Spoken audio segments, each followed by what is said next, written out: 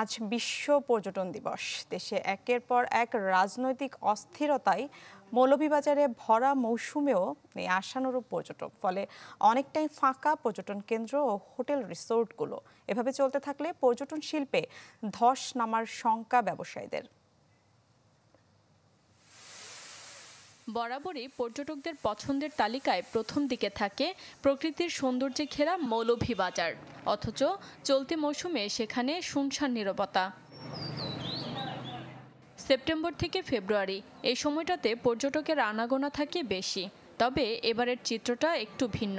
নানা কারণে নিরাপত্তাহীনতায় ভুগছে পর্যটক। পর্যটনের ভরা মৌসুমেও চায়ের রাজধানীর এমন চিত্রে হতাশায় ব্যবসায়ীরা। দেশি বিদেশি পর্যটক না আসায় বড় ধরনের লোকসানের শঙ্কায় এই শিল্পের সাথে জড়িতরা।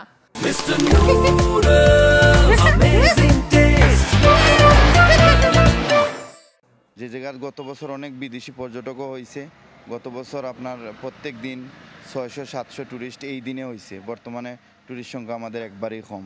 আমরা বেচা কিনা এমন পরিমাণে খারাপ হয়েছে, এটা বলার বাইরে। আমরা ঠিকমতো দোকান ভাড়াও তুলতে পারি না।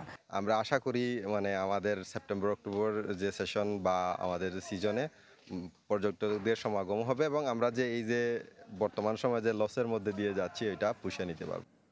রাষ্ট্রীয়ভাবে বিভিন্ন উদ্যোগ নেওয়া এখনই জরুরি বলে মনে করছেন সংশ্লিষ্টরা।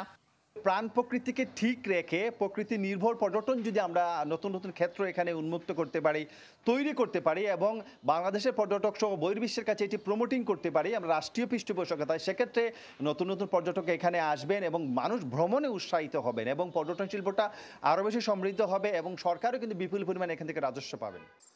নানাবিধ সংকট দূর করে হাওর ও পাহাড় বেষ্টিত মৌলভীবাজারের পর্যটন খাতকে প্রসারিত করার দাবি স্থানীয় ও সংশ্লিষ্টদের।